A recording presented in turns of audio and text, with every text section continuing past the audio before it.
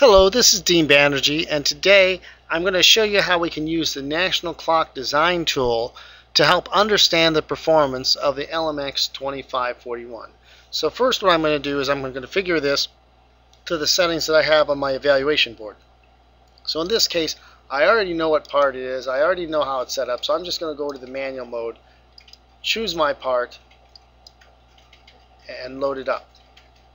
In this case, the TCXO frequency is 100 megahertz. It's the Connor Winfield TCXO. My phase detector frequency 25 megahertz. Charge pump gain 3.2 milliamps. Delta sigma order is third order. Now this is a little confusing on the randomization. Unrandomized means that you have no dithering and basically small fractions is the easiest way to say it. Perfect or 100% dithering would be strong dithering, and well randomized, which means large fractions, strong dithering. Those things all contribute to randomization. So it's sort of subjective. But in this case, I have a third order modulator. My dithering is set to weak, so it's probably in the order of 20%. It's just sort of something you have to just take a guess. It's not 0, it's not 100, it's somewhere closer to 0 though. On the loop filter, I'm going to just enter in the values I have here. In this case, R2 is 470 ohms, R3 is 1 kilo ohm, R4 200 ohms, C1 is 2.2 nanofarad, C2 22 nanofarad, C3 20 puff, C4 100 puff. My output frequency I'm looking at right now is 3320.25 megahertz. So let's go ahead and first of all let's look at the Bode plot. So we can see in the theory this would have a loop bandwidth of 45 kilohertz, phase margin of 53 degrees. It has some other parameters. We discussed this in the PLL design handbook and some other places that if you're more interested in those things. Now some of the other things, you can see that it's got the closed loop gain, which is sort of what the transfer function that the phase noise follows of the PLL. Phase margin, you can see how that goes. The VCO transfer function, you see within the loop bandwidth the VCO noise is attenuated. Outside it's 0 dB, which is basically equal to passes the VCO noise. And here is the forward loop gain, which is basically like the open loop gain. So those are those things. Now let's take a look at the phase noise. If we look at the phase noise, we can see that the phase noise here, first of all, let's change this to something a little more interesting to match. Okay, so let's see how this compares. Here it says 253 femtoseconds of jitter and minus 101 at 1K, 104.86 at 100K, and I just happen to have that going right now. So if we look at 1 kilohertz, let's see if we can put these side by side and take a little look at that. Okay, if we compare here, just a little bit more, at 100, 1 kilohertz minus 96, I measure minus 101. That's 5 dB off, which is a fair bit to be off, and we'll find out why that's true. At 100 kilohertz minus 104.86, I'm minus 105. So actually, I'm outperforming my simulation. These simulations, by the way, are based on the datasheet numbers of our PLL, minus 225.4 flat noise and 124.5. It's based on those numbers. So here you can see that we're actually outperforming. So the simulations are aimed to be realistic, not a best case simulation or anything. It's what we believe the part's going to really be. 10 megahertz is mainly my VCO, minus 148.9, or just say 150.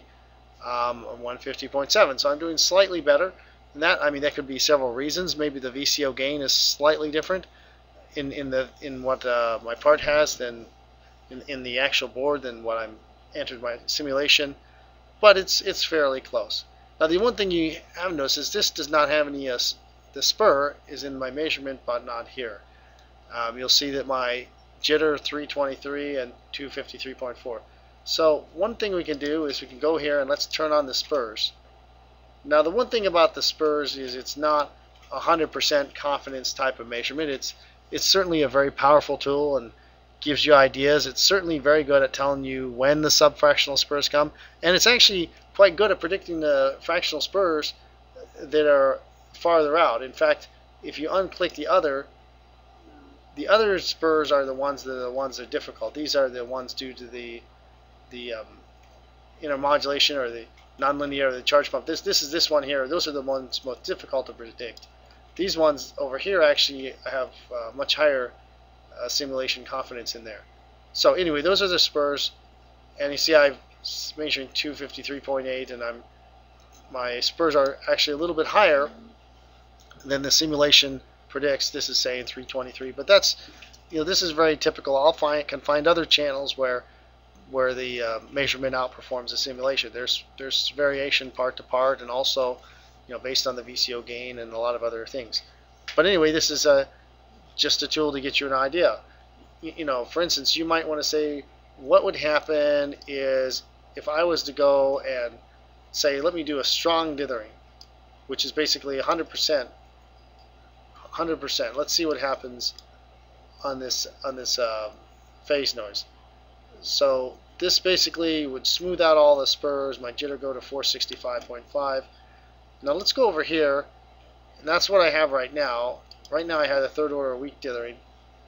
Let's see if I go ahead and I put the strong dithering. Let's go take a look and see what that looks like on my oscilloscope. Or my phase noise analyzer. Let's see what this looks like.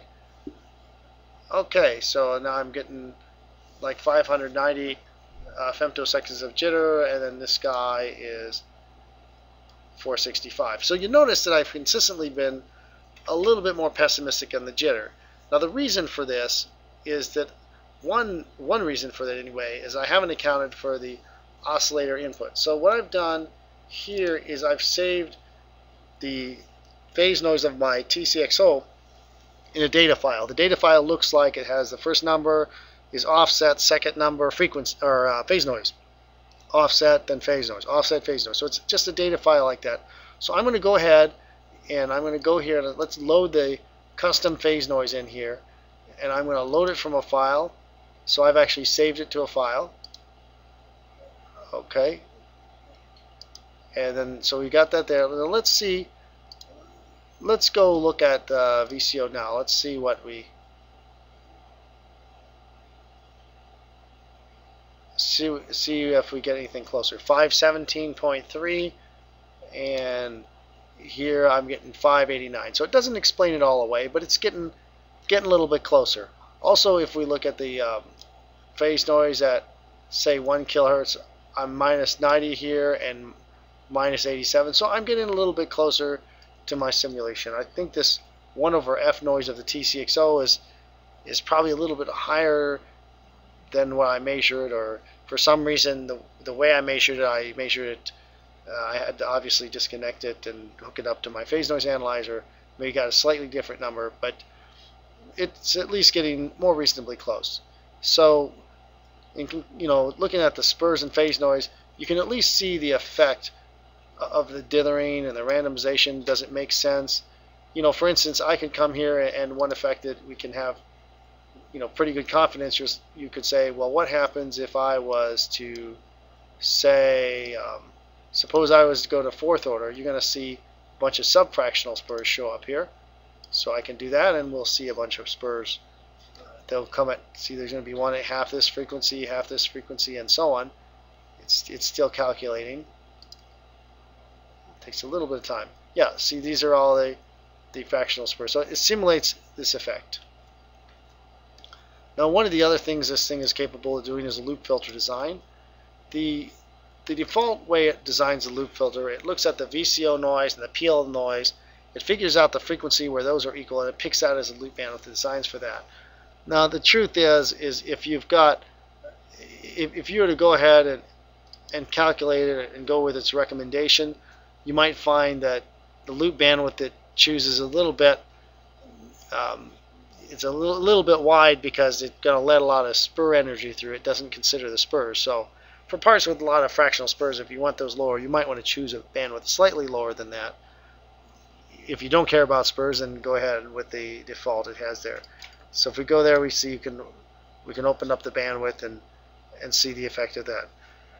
So that concludes my presentation on the National Clock Design Tool using the LMX2541. Thank you very much for considering National Semiconductor.